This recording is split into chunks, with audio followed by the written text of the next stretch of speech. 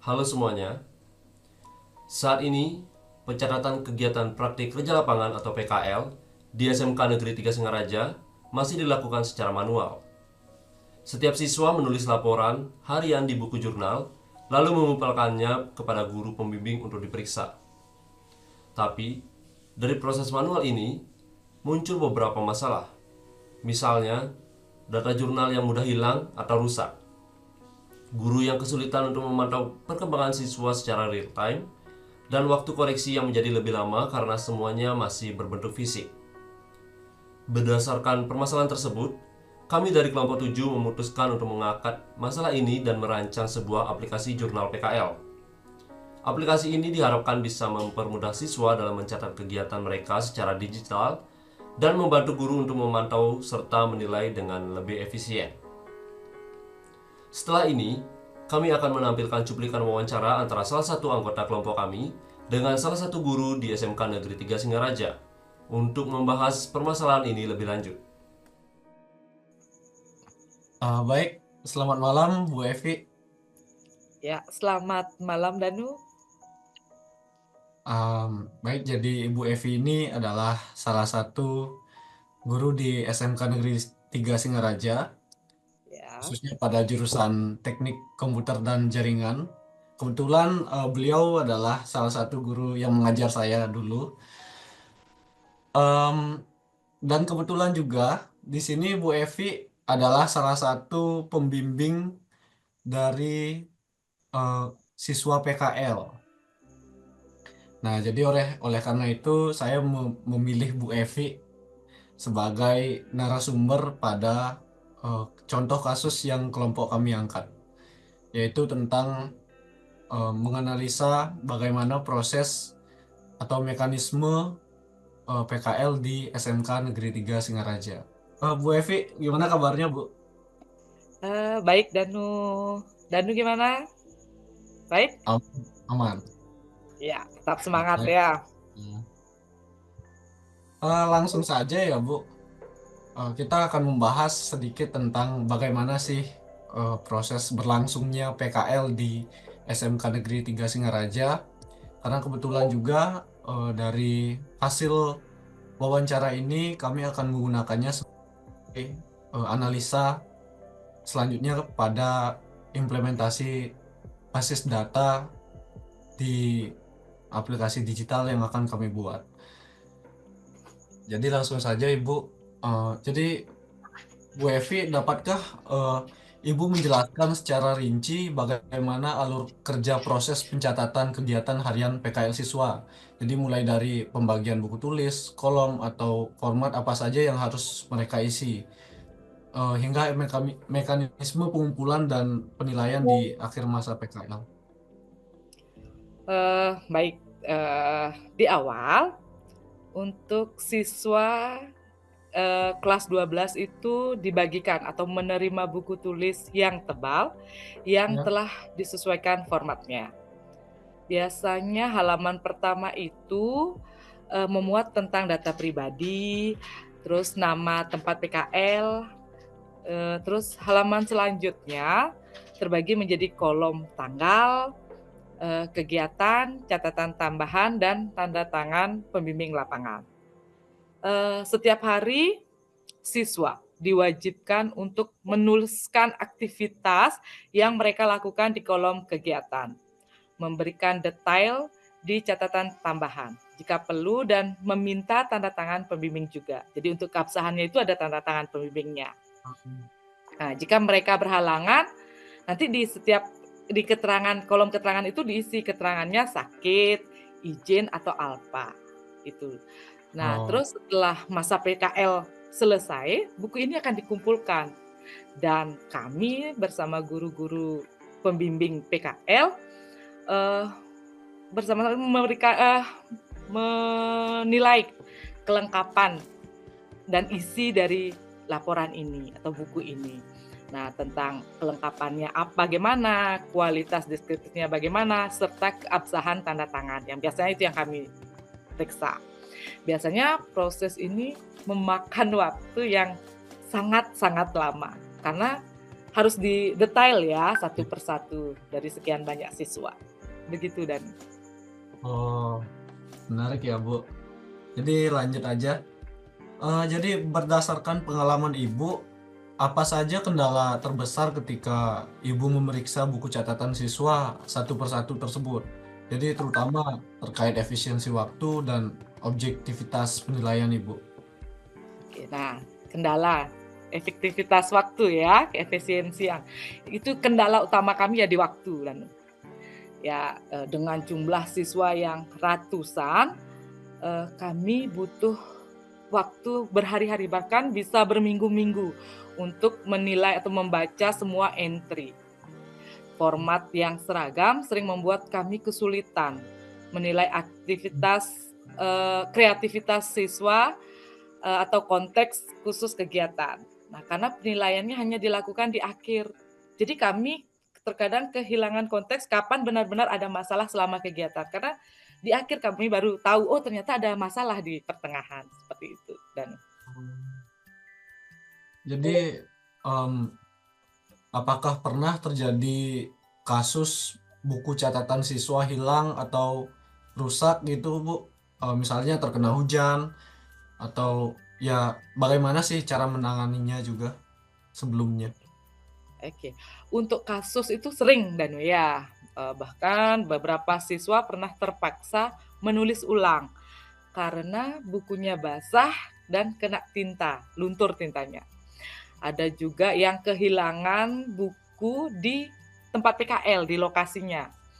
Nah, jadi terpaksa kami menghubungi pembimbing lapangan lewat telepon atau via chat untuk memverifikasi kegiatan, tapi detailnya tentu tidak sekomplit data aslinya itu Oh, Danu. Jadi kita ngulang lagi gitu loh. Ya itu memang cara menangani ya di telepon aja gitu. ya. Selanjutnya mengacu ke dalam konten gitu. Menurut Ibu sejauh mana sih dokumentasi dalam bentuk teks saja mampu merefleksikan progres dan hasil kerja siswa gitu, Bu? Terutama tanpa media visual seperti foto atau media visual lainnya gitu. Oke, menurut Ibu ya, teks bisa menangkap garis besar, tapi tidak memadai untuk detail teknis atau prosesnya. Misalnya, saat siswa memasang peralatan, hanya saja baca memasang kabel, Oh, tanpa tahu apakah prosedurnya sudah benar, tanpa foto atau sketsa. Jadi sulit untuk memberikan feedback spesifik gitu loh ya dan ya untuk teksnya ya secara garis besar aja gitu loh. Jadi ya, tidak bisa memberikan ya. feedbacknya gitu. Tidak bisa jadi tidak mencerminkan keadaan aslinya. Proses ya ya ya.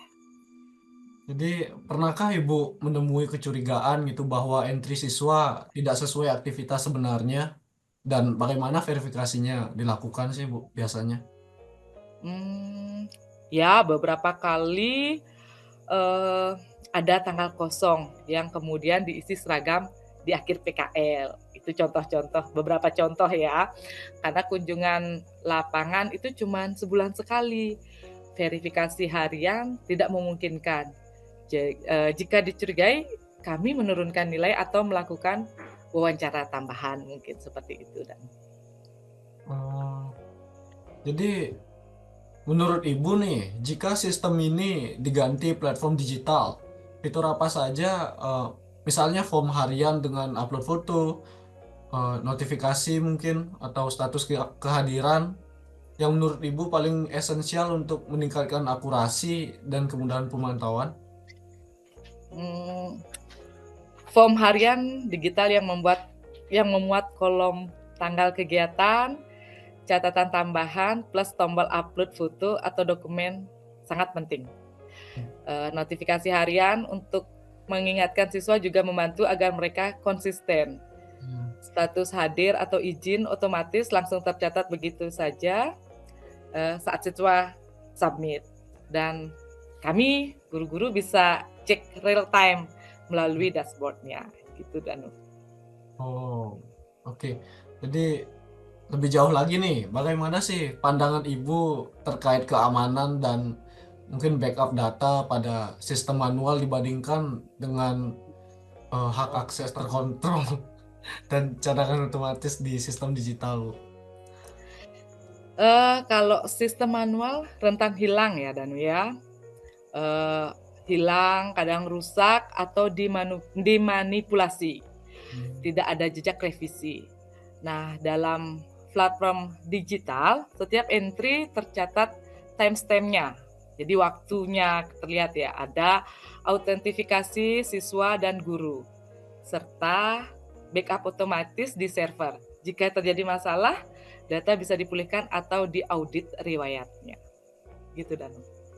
Oh, jadi seberapa besar sih manfaat manfaat yang Ibu harapkan dari fitur laporan dan rekap otomatis ini sih, Bu, yang sistemnya digital gitu. Misalnya grafik frekuensi tugas per siswa atau indikator progres gitu selama PKL gitu, Bu. Oke. Manfaatnya signifikan ya. Kami bisa langsung melihat grafik frekuensi pengisian, eee, tabel ringkasan aktivitas per siswa, atau tren kehadiran tanpa input manual. Ini Hmm. mungkin bisa menghemat waktu persiapan raport dan memungkinkan fokus pada kualitas hasil kerja siswa dan Oh, jadi ini ya ada lagi satu pertanyaan, Bu, yang terakhir. Jadi adakah fitur tambahan itu seperti modul komentar langsung, eh, mungkin atau chat antar guru gitu, atau Bu inginkan agar komunikasi dan supervisi menjadi lebih efektif, Bu? mungkin modul komentar instan sangat membantu Danu. Jadi kami bisa memberikan umpan balik langsung pada setiap entry. Dashboard mobile juga penting sih, karena kami sering tidak dapat, eee, tidak di depan komputer. Iya. Fitur chat atau diskusi kelompok akan memfasilitasi kolaborasi dan konsultasi real time antara siswa dan guru sih. Itu menurut Ibu dan Oh, jadi itu, Bu ya. Jadi modul komentar, kemudian ada mhm, dashboard mobile dan fitur chat mungkin, Bu ya, yang iya, fitur diharapkan gitu. chat ya. Bisa jadi kita langsung umpan baliknya ada gitu loh Danu ya. Jadi dari semua ulasan tersebut memang memang secara garis besar sistem baru ini harusnya bisa sangat membantu ya, Bu ya. Iya, pasti, ya. Oh, oke, Bu. Jadi sekian mungkin pertanyaan yang bisa Danu tanyakan. Ya. Em, Baik, jadi terima kasih Bu Evi atas semua jawaban-jawabannya yang nantinya pasti akan membantu kami. Em, Mungkin itu saja sih, Bu. Jika ada salah kata mungkin dari saya atau pada soal-soal yang tadi ditanyakan, saya selaku perwakilan tim minta maaf pada Bu Evi juga jika ada yang kurang berkenan gitu, Bu ya. Ya, sama-sama dan mungkin kalaupun, perlu lagi untuk wawancara ataupun ketemu langsung silahkan. Bisa Ya. datang ke rumah atau ke sekolah ya dan ya. Sekolah kan masih libur, Bu. Masih libur. Ya bisa langsung ke rumah dan Ya, Bu. ya. Baik. Ya, terima kasih ya Bu Evi. Iya, sama-sama Danu. Salam sama teman-teman. Iya. Baik, itulah hasil wawancara dari salah satu rekan kami. Dapat saya simpulkan bahwa di sistem lama itu ada beberapa kelemahan, salah satunya yaitu pemborosan kertas. 200 siswa menulis di jurnal fisik ratusan halaman tiap tahun, padahal banyak yang kosong. Lalu biaya cetak dan penyimpanan jurnal mencapai jutaan rupiah serta menambah beban lingkungan. Yang kedua, umpan balik yang terlambat. Guru hanya memeriksa jurnal setelah masa PKL selesai, yaitu sekitar 3-6 bulan. Rata-rata feedback baru sampai 143 hari kemudian, menyebabkan siswa tidak mendapat bimbingan tepat waktu. Lalu yang ketiga, risiko kehilangan dan pemalsuan. Jurnal fisik mudah hilang atau rusak, misalnya ketika adanya bencana banjir, bisa menghapus data selama berbulan-bulan. Beberapa siswa juga sempat memodifikasi catatannya setelah mendapatkan tanda tangan. Lalu yang keempat, dokumentasi terbatas. Hanya teks tanpa foto atau video sehingga guru kesulitan memverifikasi detail kegiatan teknis. Yang kelima, beban administratif yang tinggi. Guru menghabiskan belasan jam per minggu memeriksa jurnal manual rawan salah hitung. Tidak ada sistem untuk mengecek kehadiran secara otomatis sehingga beberapa siswa bisa lolos tanpa deteksi. Lalu ada juga gambaran sistem baru yang bisa mengatasi kelemahan dari sistem lama. Yang pertama, ada platform yang terpusat. Semua catatan harian siswa disimpan dalam satu aplikasi web yang dapat diakses kapanpun. Yang kedua, input digital dengan validasi. Siswa mengisi jurnal melalui formulir online, yaitu tanggal, deskripsi, dan bisa melampirkan foto atau video. Sistem juga mencegah entry ganda atau di luar jadwal. Lalu yang ketiga, dashboard interaktif dan umpan balik real time. Untuk siswa, contohnya yaitu grafik perkembangan, ringkasan kegiatan, dan rekomendasi selanjutnya. Lalu untuk guru, tampilan ringkasan progres semua siswa, kolom komentar langsung di setiap entry juga. Lalu yang keempat, keamanan dan cadangan data otomatis. Data tersimpan aman di server sekolah dengan cadangan berkala, jadi tak perlu khawatir hilang. Yang kelima yaitu integrasi dengan alat lain. Sinkron otomatis ke kalender digital untuk salah satunya yaitu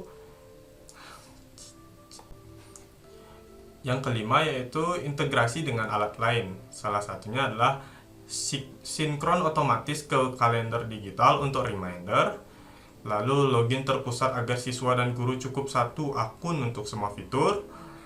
Dan juga ekspor laporan ke format PDF atau sistem e-learning. Dan yang terakhir, manfaat terukur. Waktu guru berkurang hingga puluhan jam per bulan.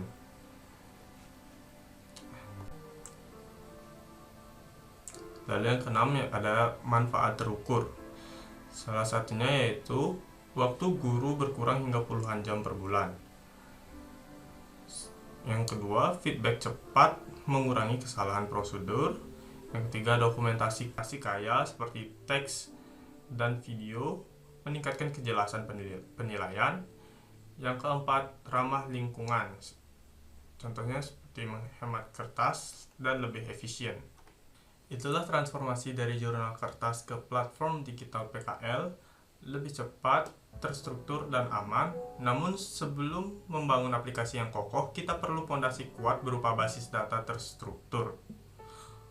Oleh karena itu, sekarang kita akan mentransformasi semua informasi PKL ini menjadi rancangan basis data yang andal. Baik, terima kasih atas waktu yang telah diberikan. Pada kesempatan kali ini, saya akan menjelaskan tentang ER diagram atau Entity Relationship Diagram yang berkaitan dengan aplikasi yang akan kami rancang. Jadi, bisa kita mulai. Di sini kita mempunyai beberapa strong entity, yaitu ada siswa, guru, ada presensi, ada jurusan, kemudian ada industri, ada kelas, dan jurnal, kemudian juga ada foto jurnal. Nah, mungkin jika kita melihatnya secara keseluruhan yang sudah jadi, maka kita akan bingung tentunya. Nah, oleh karena itu, pada kesempatan kali ini saya akan mencoba untuk melakukan breakdown satu persatu pada diagram yang ada di layar. Baik, yang pertama kita memiliki entity siswa. Jadi siswa itu akan memiliki beberapa atribut, yaitu adalah ID siswa, NIS, nama, ID kelas, alamat, nomor HP, ID industri, kemudian ada ID guru juga. Jadi di sini ID siswa akan menjadi sebuah pengenal atau primary key yang sifatnya unik nanti. Kemudian ada juga di sini seperti foreign key juga, yaitu ID industri dan ID guru. ID guru yang dimaksud di sini adalah masing-masing siswa akan memiliki satu guru pembimbing. Nanti akan saya lanjutkan pada penjelasan entiti guru. Selanjutnya, yang berkaitan dengan siswa yaitu adalah kelas, jurusan, dan industri. Jadi di sini kita memiliki entity kelas yang memiliki atribut ID kelas sebagai primary key, kemudian ada tingkat, kemudian ada ID jurusan, dan ada grup. Kelas ini akan menampung nanti contohnya data seperti tingkatnya adalah 10 atau X, kemudian ID jurusannya mungkin TJKT, kode jurusan gitu. Kemudian grupnya 3. Jadi entity kelas ini akan menyimpan data 10 TJKT 3 seperti itu. Nah, kemudian untuk melakukan normalisasi juga kami memecah entity jurusan menjadi satu entity yang berdiri sendiri. Nah, untuk jurusan memiliki atribut ID jurusan dan atribut nama. Jadi ID jurusan ini tentunya akan menjadi primary key dan nanti akan dipanggil pada entity kelas atau salah satu value dari ID jurusannya. Kemudian selanjutnya di sini ada siswa juga termasuk dalam industri yang mana gitu. Oleh karena itu adalah entity industri. Jadi entity industri ini memiliki atribut ID industri sebagai primary key, kemudian ada nama industrinya, kemudian ada alamat, dan kemudian ada nomor HP.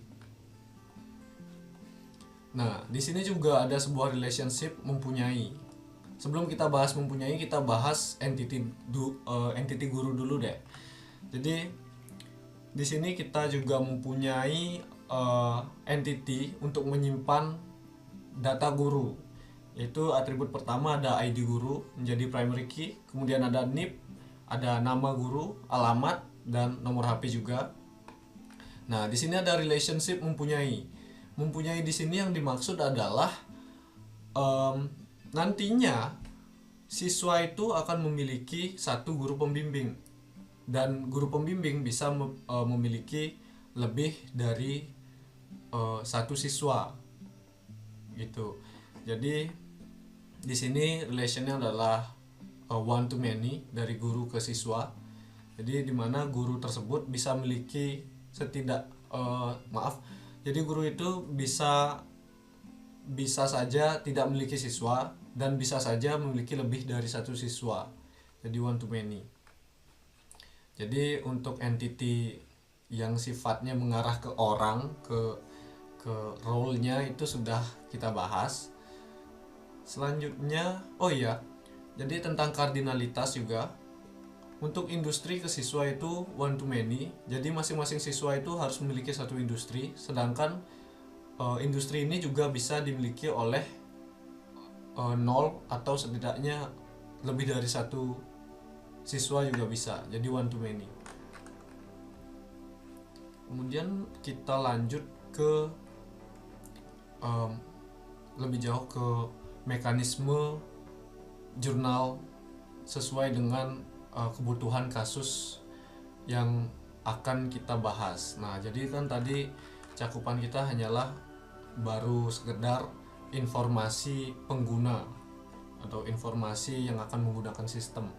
Ya, sekarang kita akan membahas tentang bagaimana kita menyimpan data jurnal tersebut pada sistem atau pada basis data yang kita bikin. Oke, jadi di sini ada entity presensi, kemudian ada entity jurnal dan foto jurnal. Di sini juga ada relationship melakukan. Nah, kita bahas satu persatu. Jadi masing-masing siswa itu nantinya akan bisa membuat jurnal. Kita sebut presensi dulu ya. karena di sini akan terjadi spesialisasi. Jadi siswa itu akan membuat jurnal per hari gitu. Nah, dan siswa itu bisa saja tidak membuat jurnal, namun bisa juga membuat jurnal yang lebih dari satu. Jadi relasinya itu adalah one to many. Nah, di sini juga kelihatan kardinalitasnya. Jadi presensi ini setidaknya harus dimiliki oleh satu siswa, dan satu siswa ini tidak wajib memiliki presensi, namun juga bisa memiliki lebih dari satu presensi. Nah, lanjut kita bahas di atribut yang dimiliki oleh entity presensi. Jadi yang pertama ada ID presensi, itu bersifat unik dan random nantinya. Kemudian ada ID siswa, yaitu ID siswa yang memiliki presensi tersebut. Nah, kemudian ada status. Status ini bahasa teknisnya bisa diisi sebuah tipe data enum. Jadi sifatnya itu baku, isinya itu mungkin hanya bisa A, B, C. Nah, contoh kasus yang asli di sini adalah bisa diisi oleh data status hadir, status izin, status sakit, status dispensasi mungkin bahkan. Nah, kemudian ada juga tanggal aktivitas dan waktu dibuat. Jadi tanggal aktivitas ini sebenarnya adalah kapan siswa tersebut melakukan aktivitas tersebut gitu. Sedangkan waktu dibuat adalah kapan data itu masuk ke sistem. Kenapa kami membuatnya seperti ini? Yaitu karena bisa jadi siswa itu memasukkan data ke sistem tidak pada hari H. Nah, nantinya data dari tanggal aktivitas dan waktu dibuat ini bisa digunakan untuk mengetahui apakah siswa tersebut menyimpan datanya tepat waktu atau tidak pada sistem, seperti itu. Kan siapa tahu ada siswa yang lalai gitu, bisa saja dia menumpuk jurnalnya nggak pernah dimasukin ke sistem, kemudian sekalinya setelah 10 hari baru dibuat semua. Jadi kan ketahuan di di atribut waktu dibuat. Nah, kemudian untuk status juga itu ada hubungannya dengan jurnal, yaitu bisa kita panggil spesialisasi. Jadi ketika status itu bernilai sakit, hadir, sakit, izin, dispensasi, maka kan logikanya siswa tersebut tidak perlu membuat jurnal, maksudnya mengisi jenis aktivitas, uraian kegiatan, itu nggak perlu. Nah, jadi dengan cara ini kita bisa menghindari adanya atribut yang nantinya kemungkinan akan kosong gitu. Kan mungkin saja karena libur 3 hari gitu, jadinya kan akan ada data kosong jika kita menggabungkan jenis aktivitas dan uraian aktivitas pada entity presensi. Nah, tapi jika statusnya hadir, maka akan terbentuklah entity jurnal ini. Jadi di sini ada ID jurnal, kemudian ada atribut ID presensi, yaitu jurnal ini dipunyai oleh presensi yang mana. Kemudian ada jenis aktivitas dan uraian aktivitas. Nah, seperti itu. Jadi kenapa di jurnal ini tidak diisi tanggal aktivitas, waktu dibuat, karena sudah dimiliki oleh presensi. Untuk relasinya juga di sini adalah one to one gitu. Jadi si jurnal ini harus memiliki presensi, sedangkan presensi tidak harus memiliki jurnal, karena seperti tadi itu dipengaruhi oleh atribut status. Nah, lanjut, ada juga kebijakan bahwa satu jurnal ini kan harus memiliki dokumentasi foto. Sedangkan pada kebijakannya juga jurnal bisa memiliki lebih dari satu foto. Nah, oleh karena itu kami melakukan pemecahan lagi untuk melakukan normalisasi. Oleh karena itu kami membuat entity baru dengan nama photojournal dengan relasi one to many dari jurnal ke photojournal. Jadi jurnal ini akan bisa saja memiliki lebih dari satu photojournal. Makanya di sini ada ID foto, kemudian ada ID jurnal yang mengarah bahwa foto jurnal ini dimiliki oleh jurnal yang mana sih gitu. Kemudian yang terakhir ada atribut lokasi file. Nah, ini mungkin berkaitan dengan teknis di server ya. Tapi anggap saja ini adalah di mana sih file tersebut disimpan gitu. Jadi seperti itu dari siswa ke presensi, kemudian presensi ke jurnal. Nah, dan pada sebelumnya dibahas juga di gambaran sistem yang baru dan di harapan waktu wawancara juga, guru menginginkan bahwa ada fitur untuk memberi komentar gitu. Jadi kami membuat relationship baru, yaitu mengomentari yang ada di sini dengan relasi many to many ya. Oke. Jadi ini akan menjadi tabel komentar nantinya dengan atribut ID komentar. Kemudian ada atribut ID guru, ID jurnal, dan konten. Jadi ID komentar ini bersifat unik dan itu pasti berbeda per komentar.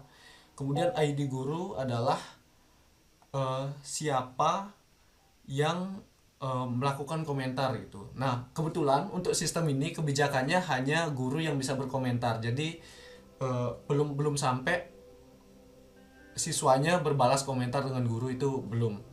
Jadi cakupannya hanya guru mengomentari jurnal alias mengomentari siswa yang hadir ke tempat PKL.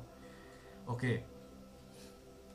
Oleh karena itu di sini juga ada atribut lagi satu, yaitu ID jurnal untuk mengetahui komentar ini diarahkan ke jurnal yang mana gitu.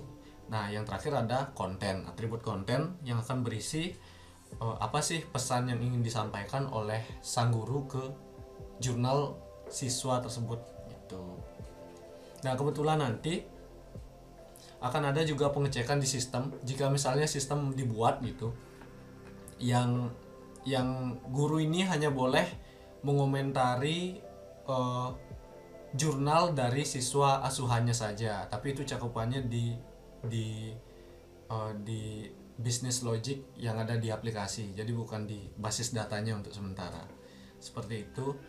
Dan juga saya ingin jelaskan kenapa kami menggunakan ID siswa sebagai primary key daripada NIS gitu. Nah, karena kami juga concern dengan security.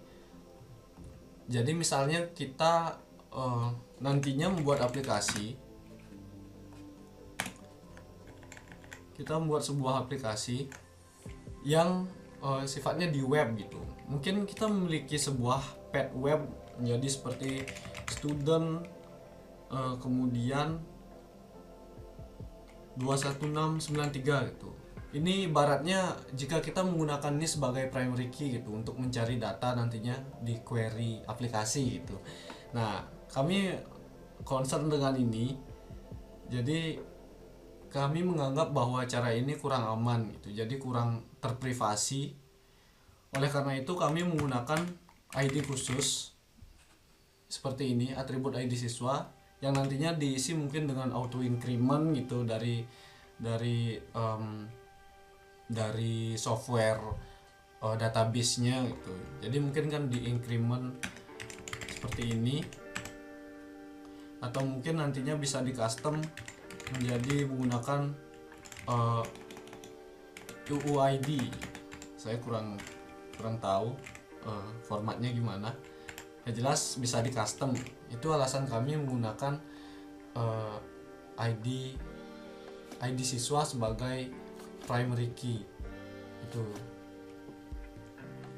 Jadi sekian penjelasan dari ERD yang kami buat.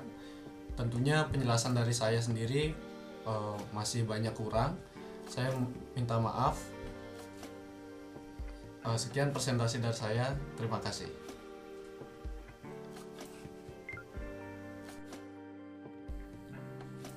Selanjutnya saya akan membahas konversi IRD menjadi tabel. Nah, tentunya IRD yang dibuat belum benar-benar mewakili bentuk asli dari bagaimana kita menyimpan data dalam suatu basis data.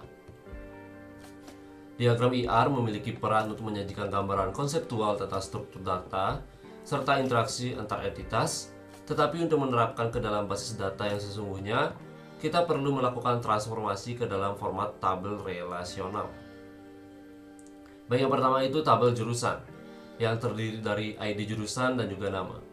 ID jurusan atau primary key menyimpan ID dari jurusan. Kemudian nama terdiri dari nama jurusan. Kemudian yang kedua itu tabel industri yang terdiri dari ID industri, nama, alamat, dan nomor HP. Yang dimana ID industri sebagai primary key menyimpan ID dari tempat industri, kemudian nama yaitu terisi nama tempat PKL atau industri, kemudian alamat yaitu alamat tempat industri, dan kemudian nomor HP yaitu nomor HP yang dapat dihubungi pada tempat industri. Kemudian yang ketiga itu tabel kelas yang terdiri dari ID kelas, tingkat, ID jurusan, dan juga grup. Yang dimana ID kelas sebagai primary key menyimpan ID kelas. Kemudian tingkat yaitu diisi dengan value, contohnya itu X atau Romawi X, kemudian XI sebagai 11, kemudian XII sebagai 12. Kemudian ID jurusan menyimpan ID jurusan terkait. Kemudian juga grup menyimpan nomor grup kelas. Nah, kemudian tabel keempat yaitu tabel guru yang terdiri dari ID guru, NIP, nama, alamat, dan juga nomor HP. Yang dimana ID guru ini menjadi primary key yang dimana menyimpan ID guru, kemudian NIP berisi menyimpan NIP guru dan harus bersifat unik. Kemudian nama yaitu nama lengkap guru, kemudian alamat yaitu alamat domisili guru, dan juga nomor HP yaitu nomor HP yang dapat dihubungi. Kemudian yang kelima yaitu tabel siswa yang terdiri dari ID siswa, NIS atau NIS, nama, ID kelas, alamat, nomor HP, ID industri, dan juga ID guru. Yang dimana ID siswa ini yaitu menjadi primary key menyimpan ID siswa, kemudian NIS yaitu nomor induk siswa, kemudian nama yaitu nama siswa, kemudian ID kelas yaitu kelas dari siswa, kemudian alamat yaitu alamat domisili siswa, kemudian nomor HP yaitu nomor HP yang dapat dihubungi, kemudian ID industri yaitu ID dari tempat tinggal dari tempat industri siswa PKL, kemudian yang terakhir itu ID guru yang dimana ID guru pembimbing siswa. Kemudian tabel yang keenam yaitu tabel presensi yang dimana terdiri dari ID presensi, ID siswa, status, tanggal aktivitas, dan waktu dibuat. Yang dimana ID presensi ini sebagai primary key yaitu menyimpan ID presensi, kemudian ID siswa yaitu ID siswa dari yang membuat presensi, kemudian status yaitu status kehadiran siswa, kemudian tanggal aktivitas yaitu tanggal saat aktivitas jurnal tersebut dilaksanakan, dan kemudian jenis aktivitas yaitu jenis dari aktivitas yang dilakukan. Kemudian tabel ketujuh yaitu tabel jurnal yang terdiri dari ID jurnal, ID presensi, jenis aktivitas, dan uraian aktivitas. Yang dimana yaitu ID jurnal yang sebagai primary key yaitu menyimpan ID jurnal. Kemudian ID presensi yaitu ID dari presensi yang memiliki jurnal. Kemudian uraian aktivitas yaitu detail kegiatan siswa pada kegiatan tersebut, dan waktu dibuat yaitu waktu atau timestamp saat jurnal ditambahkan ke sistem.